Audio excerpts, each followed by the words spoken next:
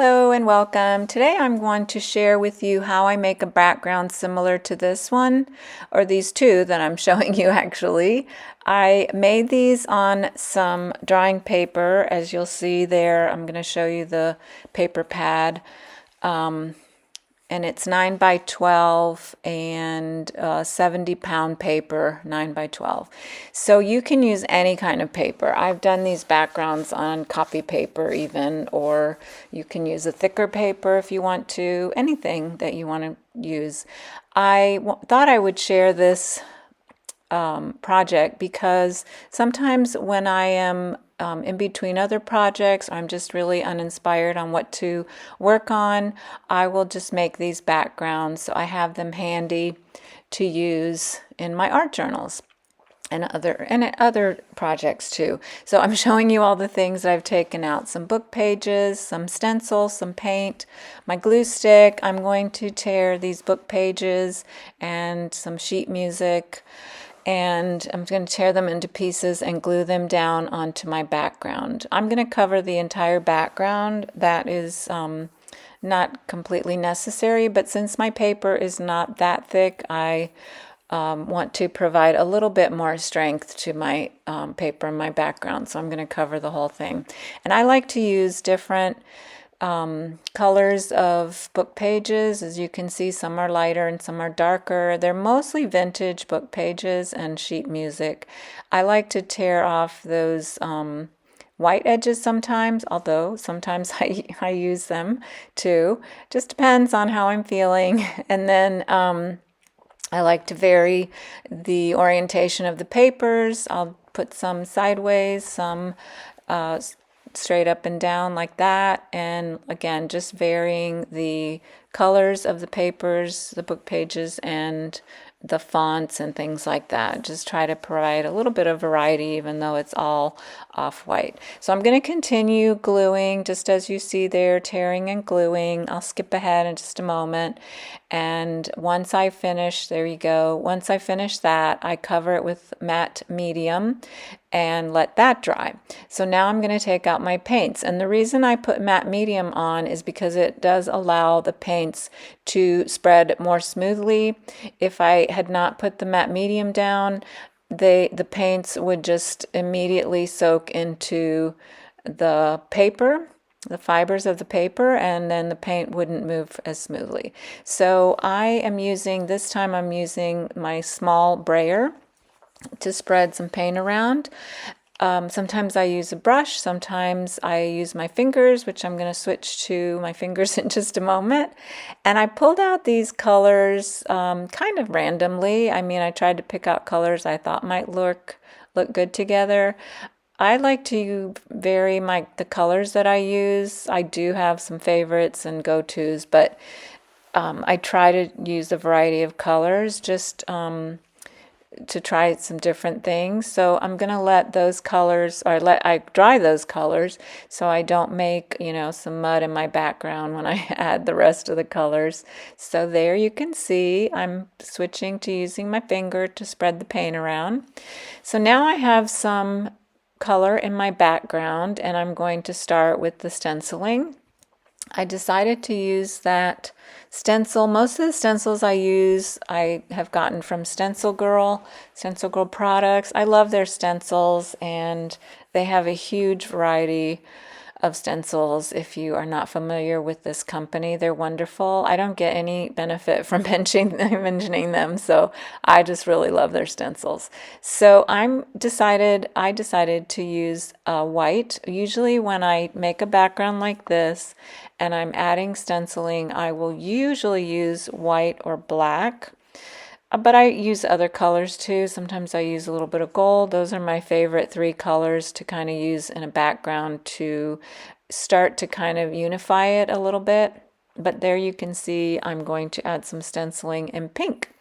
And as you can hopefully have noticed, I'm not using all of the stencil. I'm using just parts of the stencil. And just putting some random paint here and there, just randomly. I don't have a grand plan in mind. I'm just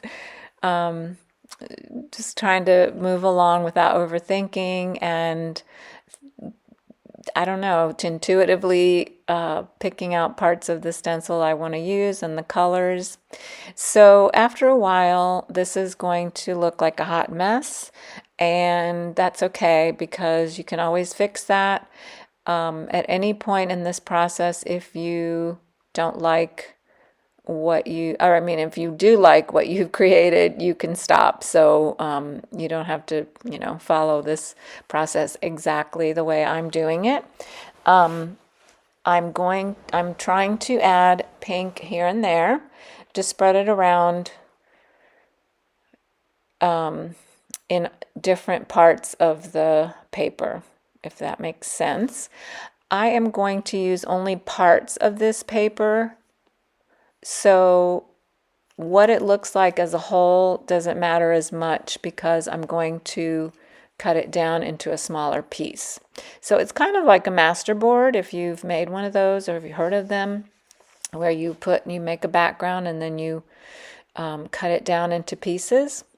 So now I've got my pink color. I really actually go at every step, I just decide what I want to do next. And so at this point, I decided that since my white has faded into the background, I will add some more white so that it stands out. And I just pick that stencil at random. I often just go through my stencils and pick a few that I think might work, that I think might look good together. And again, just using part of that white stencil. I don't necessarily need it to look like a plant or plants. So now I'm taking my Stabilo All pencil and I'm just very, very loosely and wobbly, I'm going to outline some of the shapes. And with a Stabilo All pencil, if you wet it, it does move around a bit, but then it becomes permanent once it dries. So I like grungy, kind of messy backgrounds, so that's why I decided to spray it with the water. I could have just left it like that. I let it mostly dry, and now I'm going to use this whiteout pen I bought to give it a try.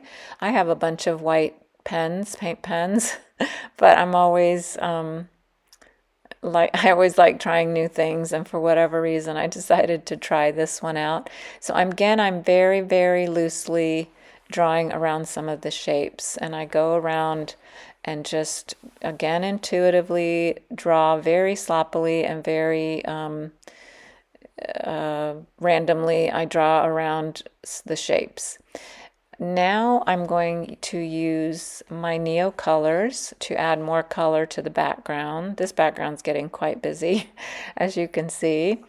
I'm using the Neocolors because they make a nice, they're nice to use because unlike paint, you can, draw with them more precisely than with the paint. So I kind of like that effect, and I'm adding water to those as well to move them around a little bit so they don't just look like, crayon circles. And the other reason the other reason I've been using Neocolors quite a bit lately is I have been on a mission to really use the products that I have that I don't use very often, because, why let them sit in a closet, right? Or a drawer or a shelf. So next I'm going to use a brown Neocolor crayon and add some marks there. I'm just really just playing and having fun, and I'm putting the marks in where I think there's kind of space for them. Again, this is turning into a really busy background. I don't really know where I'm going with this, but again, just having fun. So I've drawn those marks, and now I'm contemplating what to do next. And I decide that I'm going to color in some of my circles with a darker reddish color there. And then I'm going to add a few more colors with the blue. I don't know why, I guess the blue is already in the background. I'll put some more blue in there. I take my brown Neocolor out again and add a few more things here and there until I'm satisfied, or I think I'm satisfied with my background. So there you can see I'm adding a few more marks with the brown. I guess I just thought that space needed something. So I'm just adding a bunch of stuff and making a big old hot mess, really. More and more. All right, so now I'm looking at it and I'm thinking, yep, it looks quite busy. So I decided I'm going to tone it down a little bit with this light blue paint. And I'm just going to add that with my fingers and spread it in areas where I think it's quite busy and maybe has a little bit too much going on.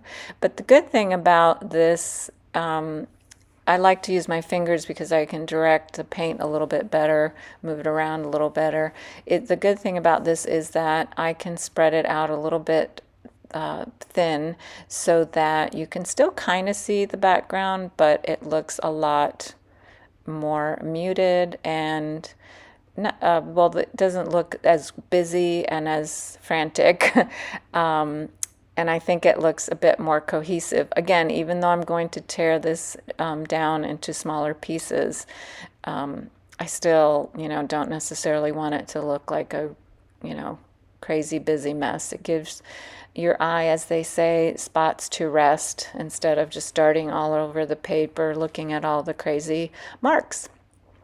So next I forgot that I take my charcoal, my heavy charcoal pencil, dark charcoal pencil, and just make a few more lines there. I really like to do that. I do it with almost all my backgrounds.